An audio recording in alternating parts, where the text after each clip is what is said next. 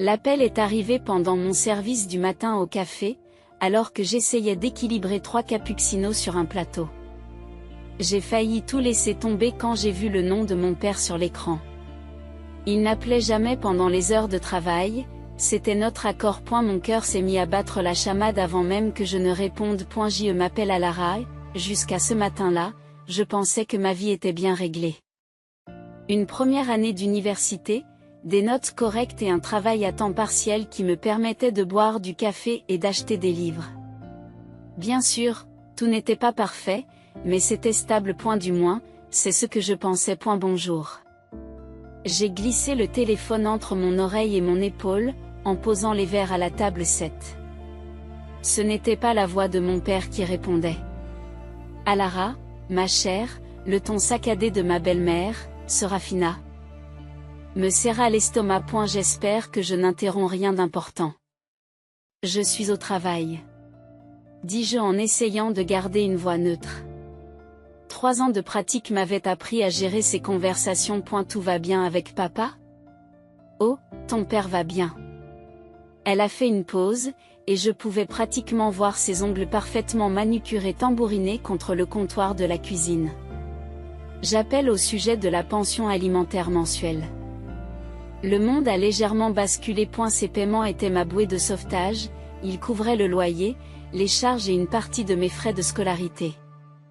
Papa avait promis qu'elle continuerait jusqu'à ce que j'obtienne mon diplôme, sa façon de soutenir ma décision de vivre hors du campus. Qu'en est-il? Eh bien, ma chérie, nous avons dû faire face à des dépenses inattendues. Ton père et moi avons discuté de nos finances et nous avons décidé qu'il était temps que tu deviennes plus indépendante. Les paiements cesseront à la fin de ce mois. Les cappuccinos de la table 7 se sont refroidis tandis que je restais là, figé. Papa est d'accord?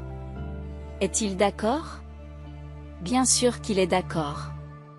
Il est très fier de la façon dont tu es devenue responsable. Nous pensons tous les deux que tu es prête à te débrouiller seule. Ma collègue Jude a attiré mon attention derrière le comptoir, en me montrant du doigt la file d'attente croissante des clients. J'ai levé un doigt, essayant de comprendre ce que j'entendais. Je peux parler à papa? Il est en réunion toute la journée. Il est très occupé avec le nouveau projet. La voix de Serafina s'est adoucie sous l'effet d'une fausse sympathie. Je sais que cela peut sembler soudain, mais tu es une grande fille maintenant. À 21 ans. Tu es assez grande pour te débrouiller toute seule. J'avais envie de crier que ce n'était pas une question d'âge. Il s'agissait de promesses. De confiance. De l'accord que papa et moi avions conclu avant que je ne choisisse mon université et que je ne trace mon avenir. A eu lieu de cela, j'ai dégluti et j'ai dit, c'est vrai? Merci de me l'avoir fait savoir. Je suis ravie que tu comprennes. Oh, et Alara. Son ton a légèrement changé. Presque triomphant. Nous vous serions reconnaissants de ne pas déranger votre père à ce sujet. Il est déjà assez stressé comme ça. La ligne s'est coupée avant que je puisse répondre. J'ai fixé mon téléphone. J'ai remarqué que mes mains tremblaient. La terre à Alara. Jude est apparue à côté de moi. Une cafetière à la main. Ça va? On dirait que tu viens de voir un fantôme. Je vais bien, dis-je automatiquement, mais ma voix se fissure au deuxième mot. Oui. Et je suis la reine d'Angleterre. Il a étudié mon visage. Prenez 5 minutes. Je couvrirai vos tables. Je me suis retiré dans la salle de repos, j'ai fait quelques calculs rapides sur la calculatrice de mon téléphone et j'ai senti ma poitrine se serrer. Même avec mon salaire de cafetière, il me manquerait un loyer le mois prochain. Le paiement des frais de scolarité se profilait comme un nuage à l'horizon, tandis que je me passais de l'eau froide sur le visage. J'ai vu mon reflet dans le miroir de la salle de bain. Quelque chose dans mon expression s'était durci. Peut-être papa avait peut-être accepté de me couper les vivres, mais je savais que les empreintes de Serafina étaient omniprésentes dans cette décision. De la même façon qu'elles avaient été présentes sur tous les changements majeurs dans notre famille au cours des 3 dernières années. Très bien. Si elle voulait que je sois indépendante, je la montrerais indépendante. Mais d'abord, je devais comprendre ce qui se passait vraiment avec les finances de papa, et pourquoi Serafina était si désireuse de m'empêcher d'en parler avec lui. J'ai remonté mes cheveux en une queue de cheval serrée et j'ai lissé mon tablier. Il me restait 4 heures de travail pour commencer à planifier ma prochaine action. Et pour la première fois depuis que Serafina est entrée dans nos vies, j'ai ressenti quelque chose de plus que de la douleur et de la confusion. Je me suis sentie en colère. J'ai passé la nuit à parcourir de vieilles photos sur mon ordinateur portable, à la recherche de quelque chose que je n'arrivais pas à nommer. Peut-être une fin. Peut-être des réponses. Les images défilaient sur mon écran comme des scènes de la vie de quelqu'un d'autre. Papa et moi lors de la remise de mon diplôme de fin d'études secondaires. Nous sourions tous les deux comme des idiots. Son bras autour de mes épaules. Ma plaque de mortier légèrement de travers. 3 ans me semblait être 3 décennies.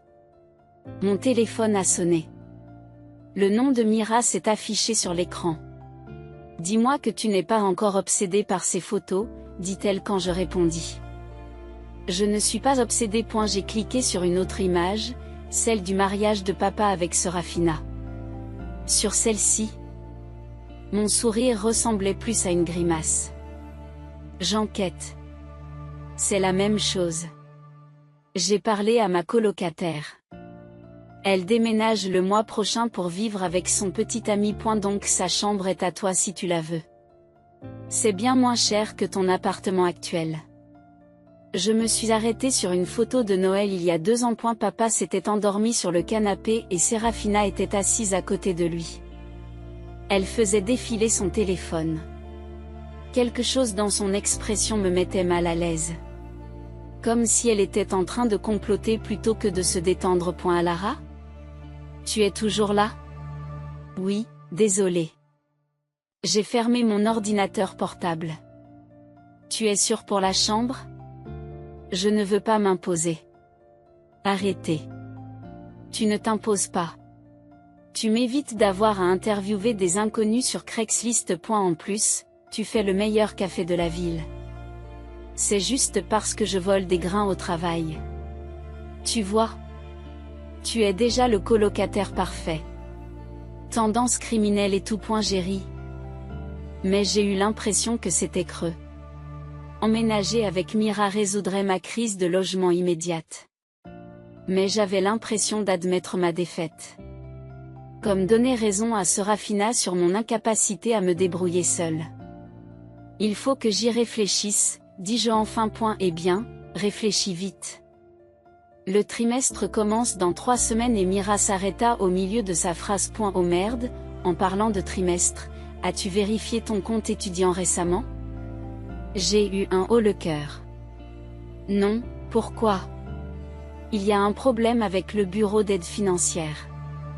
Tout le monde reçoit des courriels de vérification ou quelque chose comme ça. Je me suis empressée d'ouvrir à nouveau mon ordinateur portable, cette fois en me connectant à mon portail étudiant. Bien sûr, j'ai reçu une notification indiquant que des documents supplémentaires étaient requis pour le traitement des demandes d'aide financière. Ce n'est pas possible. J'ai marmonné. En cliquant sur les exigences. Ils avaient besoin de relevés bancaires à jour, de déclarations d'impôts, et mon cœur s'est presque arrêté, des informations financières de mon père. Qu'est-ce qui ne va pas ? Ils ont besoin de la signature de mon père sur certains formulaires. Et ses déclarations d'impôts.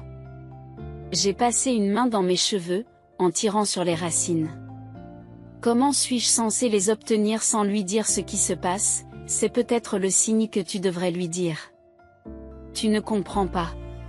Si je lui dis, Serafina va tout déformer d'une manière ou d'une autre. Elle donnera l'impression que je suis ingrate ou que j'essaie de causer des problèmes. J'ai repensé à la façon dont elle m'a regardée lors du dernier repas de famille. Comme si j'étais un inconvénient qu'elle ne savait pas comment gérer. Il faut que je m'en occupe moi-même. En faisant quoi, exactement ? Avant que je puisse répondre, un autre appel est arrivé sur le numéro de papa. Mon doigt se posa sur le bouton d'acceptation. Mira, je dois y aller. Papa appelle. C'est bien. Par lui. J'ai mis fin à l'appel de Mira et j'ai pris une grande inspiration avant de répondre. Hey, papa. Princesse. Comment va ma fille préférée? Ce surnom familier m'a fait l'effet d'un coup de poing dans le ventre. Je suis ta seule fille, papa. Je suis toujours ma préférée. Il a gloussé. Pendant un instant, il a retrouvé sa voix d'antan. Serafina m'a dit qu'elle t'avait parlé des finances. C'était le moment. Ma chance de lui demander directement de remettre en question ce que Serafina m'avait dit. Mais quelque chose dans sa voix, une lassitude que je n'avais jamais entendue auparavant, m'a fait hésiter. Oui, elle l'a fait. J'ai gardé ma voix stable. C'est bon, papa. Je comprends. C'est ma fille. Toujours aussi indépendante. Il a fait une pause. Tu sais que je suis fière de toi, n'est-ce pas? Les mots étaient comme de la cendre dans ma bouche. Merci, papa. Je dois y aller. Demain, je me lève tôt. Après avoir raccroché, j'ai regardé mon reflet dans l'écran sombre de l'ordinateur portable. La fille qui me regardait semblait différente de celle des vieilles photos. Plus dure. Plus déterminée. J'ai ouvert mon téléphone et envoyé un message à Mira. Je prends la chambre. Puis j'ai commencé à faire une liste. Si je devais découvrir ce que Serafina préparait vraiment, j'avais besoin de plus que de simples soupçons. Il me fallait des preuves. Je savais exactement où commencer à chercher. Le jour du déménagement avec Mira aurait dû être ma plus grande préoccupation. Mais la vie avait d'autres projets. J'étais en train de trier mon ancienne chambre dans la maison de mon père. Serafina et lui était censé être à un déjeuner de charité quand j'ai entendu des voix provenant du patio de l'arrière-cour. Le marché a été bon pour nous, disait Serafina. Nous pourrions facilement tirer 100 000 $ de plus du compte d'investissement. Je me suis figée. J'avais une boîte de manuels scolaires dans les bras. Le compte d'investissement? Papa avait toujours dit qu'il gardait tout sur son compte courant et ses fonds de retraite. Je ne sais pas, chérie. La voix de mon père était étrange. Cet argent était destiné à... À quoi? À Lara? Elle se débrouille très bien toute seule. Tu l'as dit toi-même. Je posai la boîte en silence et me rapprochai de la fenêtre. À travers les interstices des stores, je pouvais les voir assises à la table du patio. Serafina portait l'une de ses robes de chambre de marque, le genre qui coûte probablement plus cher que mon loyer mensuel. DE+, a-t-elle poursuivi, l'entrepreneur a besoin de la compte avant vendredi si nous voulons commencer les travaux de rénovation le mois prochain. Les travaux de rénovation? J'ai pensé à mes demandes de prêt étudiant. Toujours incomplètes sur mon ordinateur portable. La maison est très bien comme elle est, a dit papa, mais son ton avait cette faiblesse familière. Le même que celui qu'il avait eu lorsque Serafina l'avait convaincu de vendre le vieux piano de maman. Chérie, nous en avons parlé. Si nous devons organiser la fête de fin d'année pour les associés de ton cabinet, tout doit être parfait. Elle a traversé la table et lui a touché la main. Tu ne veux pas faire bonne impression, cela pourrait signifier un partenariat pour vous. Mon téléphone a bourdonné dans ma poche, probablement parce que Mira se demandait où j'étais, mais je ne pouvais pas bouger. Je ne pouvais pas respirer. Tu as raison, a dit papa. Tu as toujours raison sur ces choses-là. Bien sûr que j'ai raison. Le rire de Serafina tinta comme du verre brisé. J'appellerai l'entrepreneur aujourd'hui. Oh. Et nous devrions envisager de renouveler ma voiture pendant que le marché est bon. Le contrat de location est presque terminé et j'ai vu la plus belle Mercedes hier. J'ai reculé devant la fenêtre, les mains tremblantes, le compte d'investissement, les rénovations, la nouvelle voiture. Pendant ce temps, je travaillais 2 fois plus et je mangeais des ramens pour joindre les 2 bouts. Mon téléphone a encore sonné. Cette fois, j'ai répondu, où es-tu? Mira a demandé, Jude et moi attendons avec le camion depuis 20 minutes. Il s'est passé quelque chose. Ma voix était étrange, même pour moi. Je dois d'abord vérifier quelque chose. Vérifier quoi, Alara, que se passe-t-il? Je me dirigeais déjà dans le couloir vers le bureau de papa. Tu te souviens que papa me laissait gérer certaines de ses opérations bancaires en ligne? Quand maman était malade. Oui. Je me demande si ces identifiants fonctionnent encore. À Lara. La voix de Mira contenait un avertissement. Quoi que tu penses. Je serai bientôt là. J'ai raccroché avant qu'elle ne puisse m'en dissuader. L'ordinateur de papa s'est mis à bourdonner. Mes mains se sont posées sur le clavier et le doute s'est installé. Ce n'était pas seulement de l'espionnage. C'était probablement illégal. Mais je me suis souvenu que Sarafina avait parlé de 100 000 $ supplémentaires alors que je croulais sous les formulaires d'aide financière. L'ancien mot de passe a fonctionné au 3e essai. En quelques minutes, j'ai vu des relevés de comptes que je n'avais jamais vus auparavant. Des comptes d'investissement, des économies cachées. Oh mon Dieu, j'ai chuchoté. C'était là, un virement mensuel récurrent vers mon ancien compte, celui que mon père avait ouvert pour mes dépenses universitaires. Le même montant que d'habitude, chaque mois. Comme une horloge. L'argent ne s'était pas arrêté du tout. Et elle était redirigée vers un compte au nom de Sarafina. Des bruits de pas dans l'escalier m'ont fait me précipiter pour fermer les fenêtres et éteindre l'ordinateur. J'ai à peine regagné ma chambre que je les entends dans le couloir. Oh, la surprise de Sarafina semblait parfaitement préparée lorsqu'elle m'a vu. Nous ne savions pas que tu étais là, ma chère. Je récupérais juste mes dernières affaires. J'ai soulevé la boîte de manuels scolaires. Reconnaissante, elle cachait mes mains tremblantes. Papa a souri, mais son sourire n'a pas atteint ses yeux. Tu as besoin d'aide? Non, merci. Je me suis contentée d'un sourire crispé. Je maîtrise la situation. Et c'est ce que j'ai fait.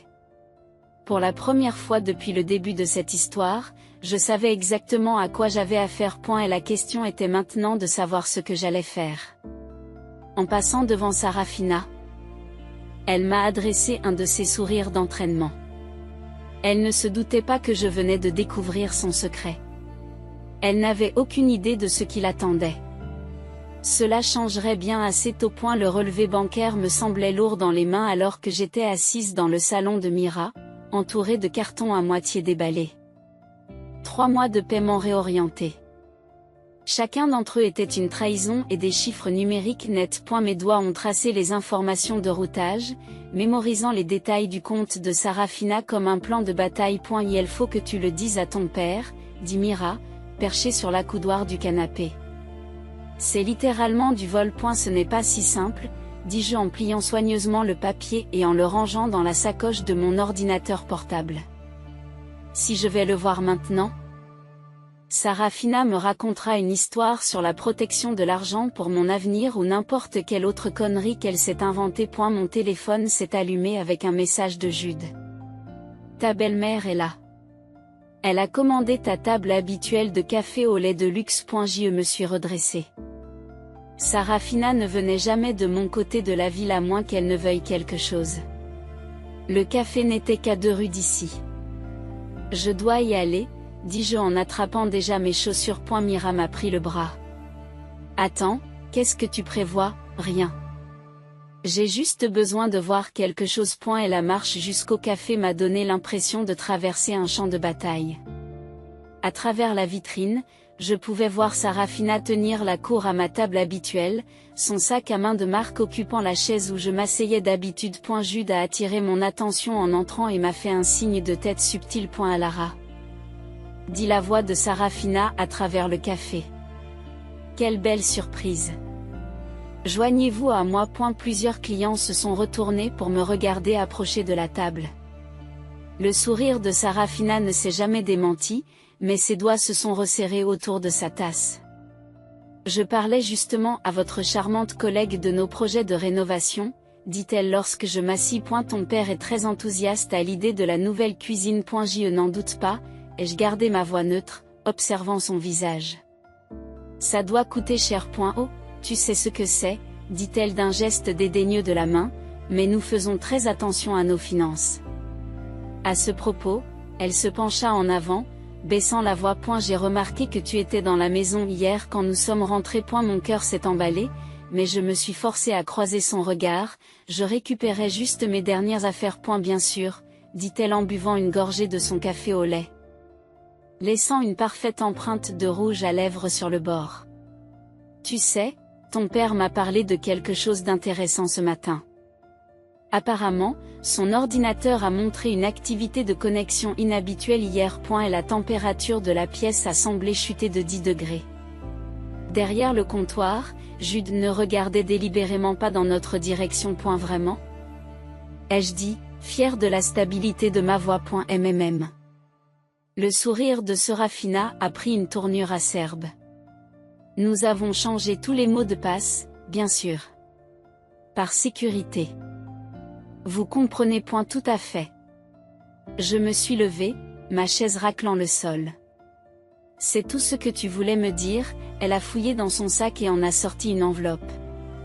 En fait, je t'ai apporté quelque chose.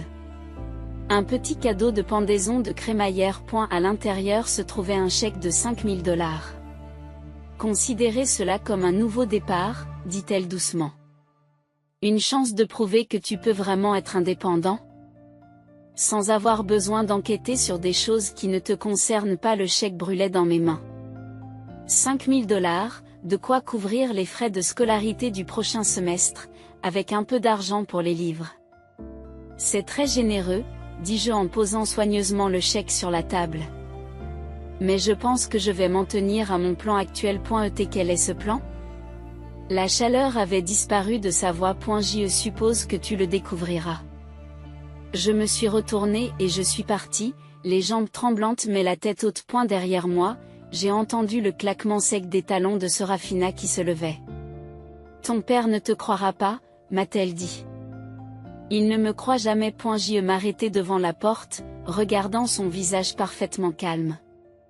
Nous verrons bien. Dehors, le soleil de l'après-midi semblait trop brillant. Trop dur. Mon téléphone a bourdonné d'un message provenant d'un numéro inconnu. Une fille intelligente. Mais ça ne se terminera bien pour personne. Pense à ton père. J'ai fait une capture d'écran du message avant de bloquer le numéro. Serafina pensait me mettre en garde, mais elle venait de commettre une erreur capitale. Elle m'a montré qu'elle avait peur. Il ne me restait plus qu'à découvrir de quoi elle avait peur. J'ai trouvé la première lettre en aidant Jude à trier le vieux courrier au café.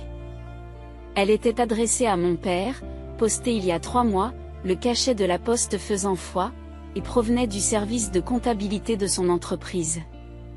Mes mains ont tremblé lorsque je l'ai glissée dans la poche de mon tablier. Tu sais que c'est un délit fédéral, n'est-ce pas, dit Jude, mais son regard est bienveillant. Je l'ai ajouté à ma liste croissante de crimes. J'ai attaché mes cheveux en arrière, me préparant à l'affluence du matin. Tu sais que Serafina est venue tous les jours cette semaine? Oui, toujours quand tu n'es pas là. Elle pose des questions bizarres sur ton emploi du temps, tes amis. Il hésite. Ton père est venu hier aussi. Mon estomac s'est emballé. Mon estomac s'est retourné. Pourquoi tu ne me l'as pas dit? Parce qu'il avait l'air mal en point, oh Lara. Comme s'il n'avait pas dormi depuis des jours. Et elle n'arrêtait pas de me demander si tu allais bien, si tu avais besoin de quelque chose. La foule du matin a commencé à filtrer avant que je puisse répondre. Pendant que je m'occupais de la machine à expresso, mon esprit s'emballait. Papa ne venait jamais dans cette partie de la ville à moins d'y être obligé. Il n'a jamais pris de mes nouvelles par l'intermédiaire d'autres personnes. Pendant ma pause, j'ai ouvert la lettre. Elle contenait un avis de changement non autorisé des bénéficiaires du compte de retraite de mon père. Tous les fonds avaient été redirigés vers un seul bénéficiaire, Serafina. Mon téléphone a bourdonné d'un message de Mira. 911. Ta belle-mère est à notre appartement. J'ai failli laisser tomber le téléphone. Qu'est-ce qu'il y a? Pourquoi? Elle dit qu'elle dépose d'autres affaires. Mais elle est juste assise ici, posant des questions sur tes cours, tes habitudes d'études. C'est flippant. Ne lui dis rien. J'y vais. Attends, Il y a autre chose, elle a parlé de ta mère. Je me suis figée au moment de défaire mon tablier. Qu'est-ce qu'elle a dit?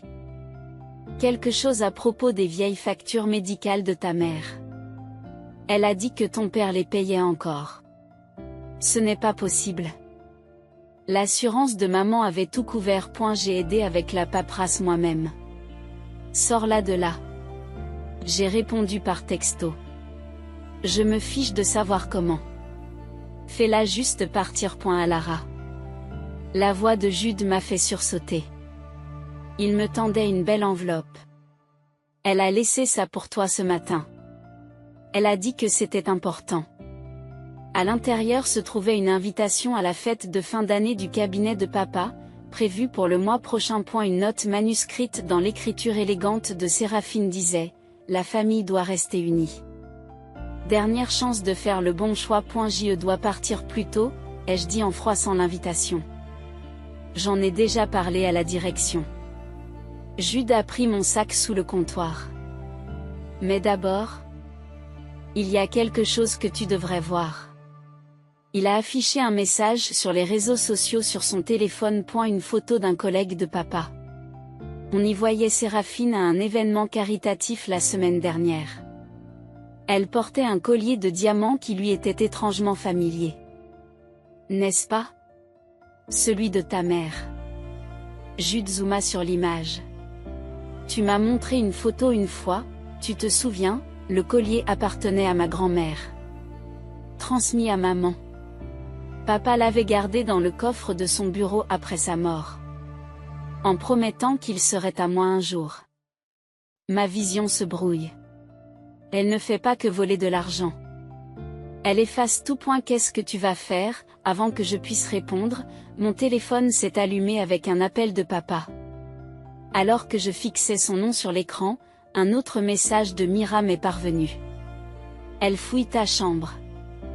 Elle cherche quelque chose de précis. Et la lettre sur le compte de retraite était lourde dans ma poche. Peu importe ce que Séraphine cherchait. Elle devenait désespérée. Et les gens désespérés font des erreurs. Je ne réponds pas, dis-je en déclinant l'appel de papa. Pas encore. À Lara, la voix de Jude contenait un avertissement. Je sais ce que je fais.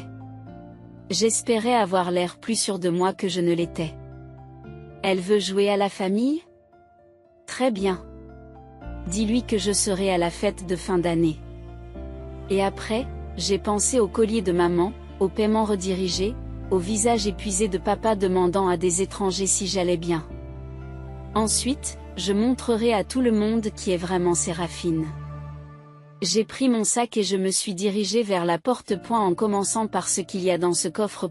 À un moment de partir, mon téléphone a sonné une dernière fois. Un message d'un numéro inconnu. Tu es comme ta mère. Elle ne savait pas non plus quand s'arrêter. La menace était claire. Mais Séraphine avait fait une erreur cruciale. Elle avait mentionné les factures médicales de ma mère. Des dossiers que je connaissais mieux que quiconque. Il ne me restait plus qu'à prouver ce que je soupçonnais depuis le début. Les factures qu'elle prétendait que papa payait encore n'existaient pas du tout.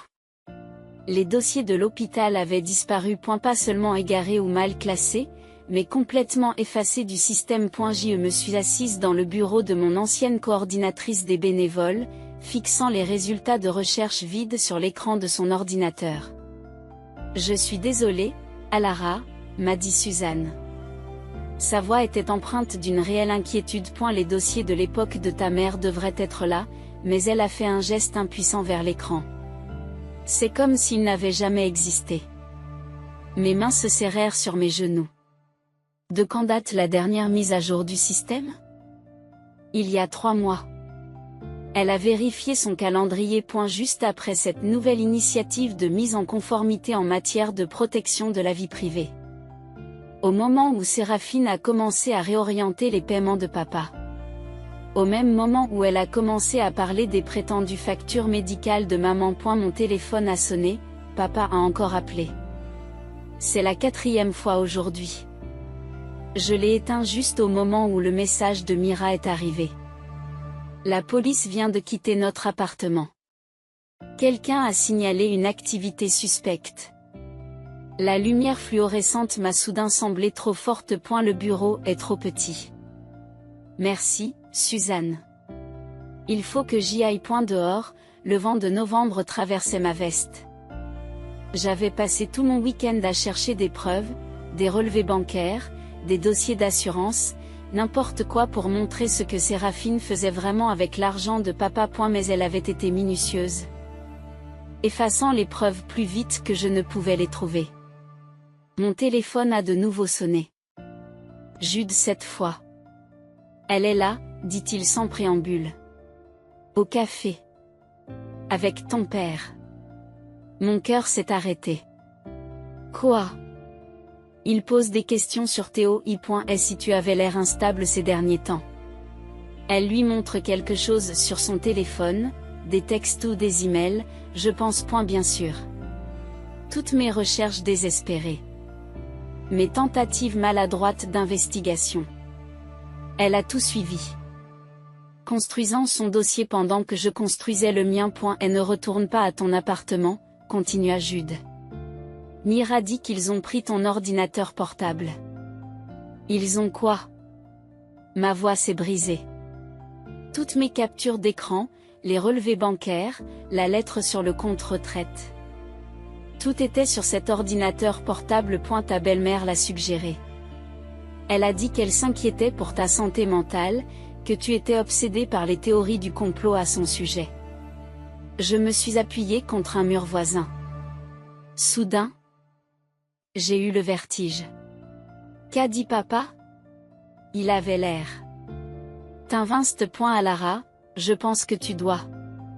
L'appel a été interrompu. L'écran de mon téléphone est devenu noir, puis s'est éclairé avec un dernier message d'un numéro inconnu.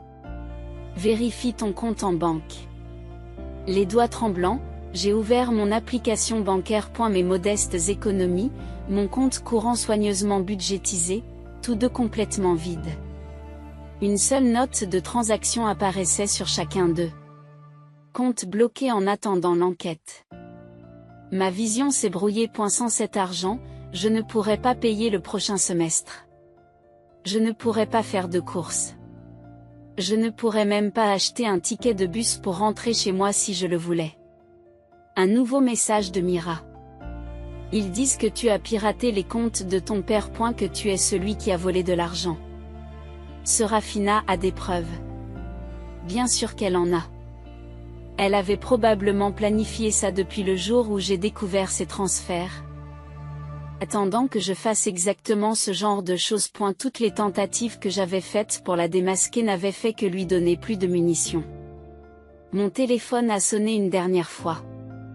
Cette fois, je répondis. Princesse. Sa voix était douce, inquiète. Il faut qu'on parle de ce qui s'est passé. Papa. Quoi qu'elle t'ait dit. J'ai vu les preuves, ma chérie. L'accès non autorisé au compte. Le comportement obsessionnel. Les accusations paranoïaques. Il soupira lourdement. Je sais que la perte de ta mère a été difficile. Mais ce n'est pas la bonne façon de le gérer. Il ne s'agit pas de maman.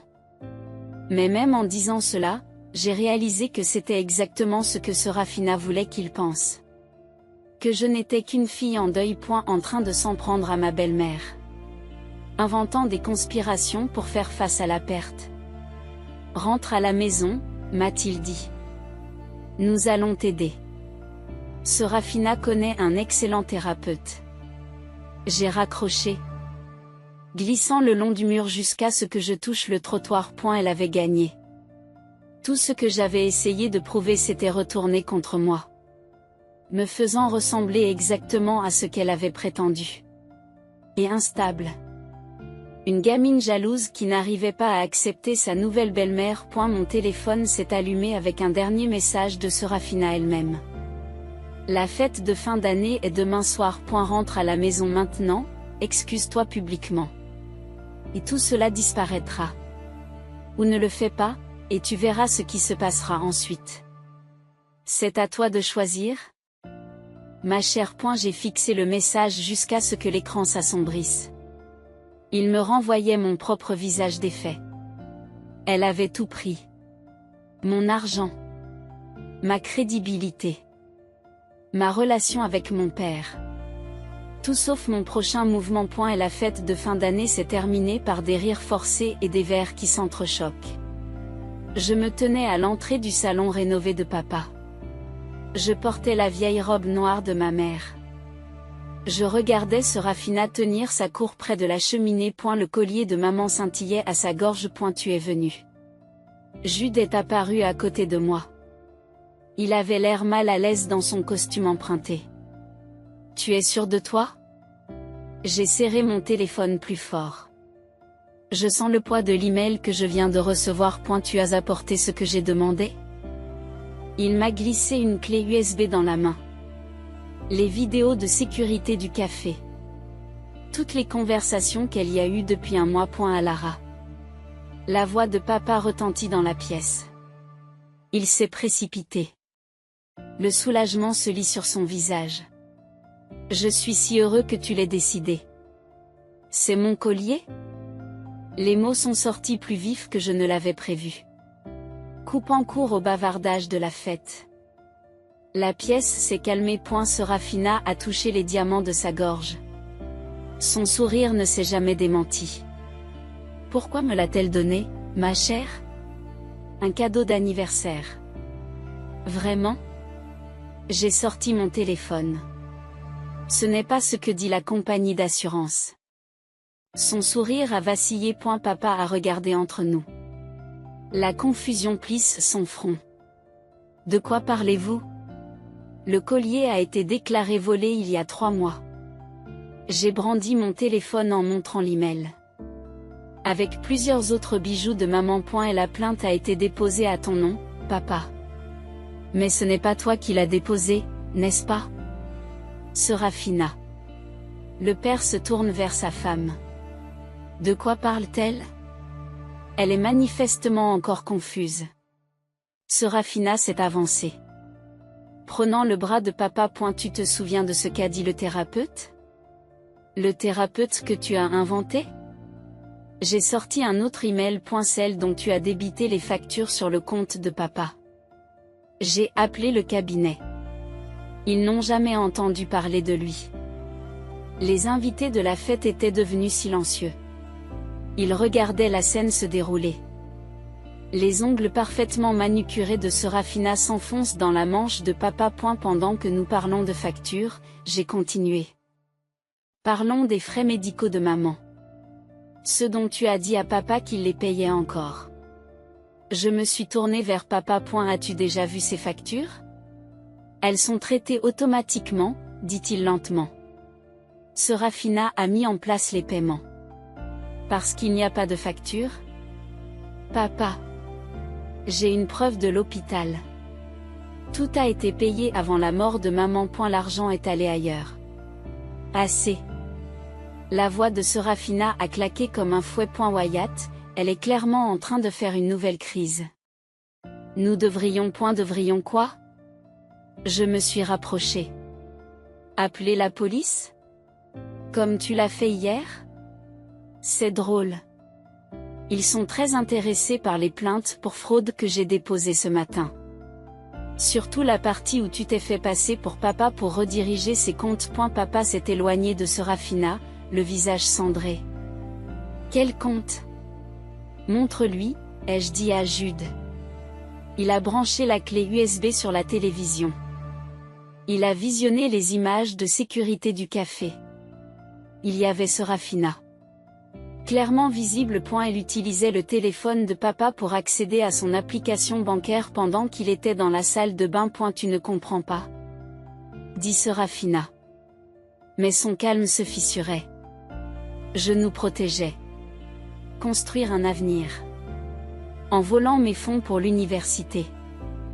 En faisant geler mes comptes. Et la colère que j'avais retenue a finalement éclaté. En portant les bijoux de ma mère décédée tout en disant à papa que je suis folle. Wyatt. Elle s'est tournée vers mon père, désespérée. Je peux tout expliquer. L'argent est toujours là, j'ai juste quoi? La voix de papa était calme. Dangereuse. Vous avez volé ma fille? Vous avez menti sur les factures médicales de ma défunte femme? Il a essayé de me convaincre que notre enfant souffrait d'une maladie mentale. Le collier que Serafina porte à la gorge ressemble soudain à un nœud coulant. Elle a attrapé le fermoir avec des doigts tremblants. Gardez-le, dis-je froidement. La police en aura besoin comme preuve de toute façon. Le bruit des sirènes a traversé le silence stupéfié de la fête. Le visage de Serafina est devenu pâle. J'ai tout fait pour nous, a-t-elle murmuré. Mais elle ne regardait plus papa. Elle me regardait. Tu n'as aucune idée de ce que c'est que de ne rien avoir. De devoir se protéger. Tu as raison, ai-je dit. Je ne sais pas ce que c'est. Mais je sais ce que c'est que de tout perdre. Et maintenant, vous le saurez aussi. Et la police est entrée pendant que Serafina s'enfonçait dans un fauteuil. Son monde parfait s'écroulait autour d'elle. Papa s'est mis à côté de moi. Sa main a trouvé la mienne pour la première fois depuis des années. Le collier a capté la lumière une dernière fois alors qu'il l'emmenait. Les diamants étincelaient comme des larmes. Le printemps est arrivé tôt cette année-là. Je me suis assise dans le jardin de mon père. Je le regardais s'acharner sur les vieux rosiers de ma mère. 3 mois s'étaient écoulés depuis l'arrestation de Serafina. Mais certaines blessures étaient encore fraîches. UY prend mal. Lui dis-je. Je me suis déplacée pour l'aider avec le sécateur. Maman coupait toujours en biais, tu te souviens? Il m'a tendu les outils sans discuter. Nous avons travaillé dans un silence confortable jusqu'à ce que son téléphone sonne. Un autre courriel des avocats de Serafina. Il propose un accord, dit-il. Je ne lève pas les yeux des roses. Elle rendra tout ce qu'elle a pris, plus les intérêts. En échange de quoi? Nous avons abandonné les charges supplémentaires de fraude. Elle purgera une peine plus courte. Et elle sort une enveloppe usée de sa poche. Elle vous a écrit une lettre. J'ai regardé l'enveloppe. La saleté sous mes ongles. Je me suis souvenu que les mains parfaitement manucurées de Serafina avaient un jour tenu le collier de ma mère. Tu l'as lu? Non. Mais son avocat l'a mentionné. Il a hésité. Elle a grandi dans une famille d'accueil. Elle est sortie du système sans rien. Apparemment, elle a mis en place des plans similaires depuis des années.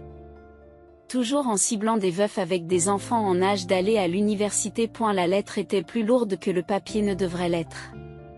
Ça ne veut pas dire que c'est bien. Non, ça ne l'est pas. Papa a touché une des roses de maman. Mais cela pourrait expliquer certaines choses. Mon téléphone a sonné une notification de mail. J'en ai reçu beaucoup ces derniers temps. Depuis que l'histoire a éclaté. Les journaux locaux adorent les drames. Et la fille d'une veuve fortunée dénonce le réseau de fraude de sa belle-mère. L'université avait même parlé de moi dans son bulletin d'information des anciens élèves après que j'eus obtenu la bourse d'urgence. Jude m'a demandé de sortir avec lui. Ai-je dit soudainement, me surprenant moi-même. Pour un café. Dans un endroit qui n'est pas le café. Papa a souri. Un vrai sourire comme ceux d'avant. Un garçon intelligent. Il en a mis du temps. Je n'ai pas encore dit oui. Mais tu le feras. Et elle a fait un geste vers le jardin. Tu es la fille de ta mère. Tu n'as jamais pu résister à l'envie de réparer les choses cassées. J'ai baissé les yeux sur la lettre de Serafina. Elle n'est toujours pas ouverte. Certaines choses ne peuvent pas être réparées, papa. Non, il était d'accord. Mais on peut les comprendre. Parfois, c'est suffisant. Plus tard dans la soirée. J'étais assise dans mon nouvel appartement. Un petit studio que je pouvais m'offrir avec ma bourse d'études rétablie et mon salaire de cafetière, et j'ai enfin ouvert la lettre. L'élégante écriture de Serafina remplissait la page. Chère à Lara. Tu me rappelles tellement moi à ton âge. La détermination. Le besoin de protéger ce qui t'appartient. Je l'ai vu au moment où nous nous sommes rencontrés et cela m'a terrifié. Je pensais pouvoir te contrôler comme je contrôlais tout le reste de ma vie. J'ai eu tort. Je ne demanderai pas le pardon. Ce que j'ai fait à toi, à ton père, à la mémoire de ta mère, c'est impardonnable. Mais je veux que tu saches que la peur ne disparaît jamais. La peur de tout perdre. De revenir à rien. Je pensais qu'avoir de l'argent arrangerait les choses. J'avais tort sur ce point aussi. Tu es plus forte que je ne l'ai jamais été. Tu t'es battue pour ta famille au lieu d'essayer de la remplacer. Continue à te battre. Oui. J'ai plié la lettre avec soin et j'ai pris mon téléphone.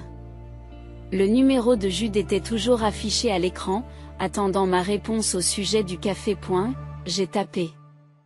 Demain. Ça marche. Mais pas dans notre café. Je connais un meilleur endroit.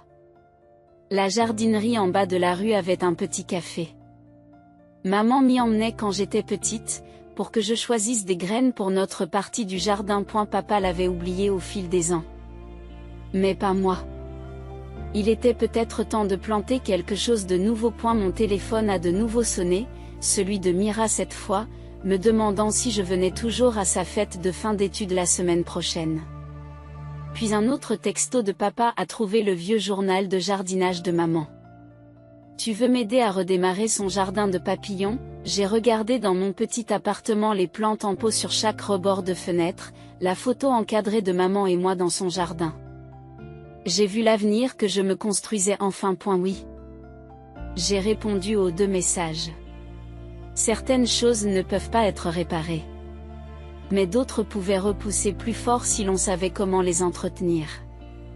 Maman me l'avait appris bien avant que Sérafina n'essaie de me le faire oublier. J'ai placé la lettre dans le tiroir de mon bureau, à côté du certificat de bourse et de la vidéo de surveillance du café. Des rappels, non pas de ce que j'avais perdu, mais de ce que je m'étais battue pour garder. Demain, je planterai des roses avec papa.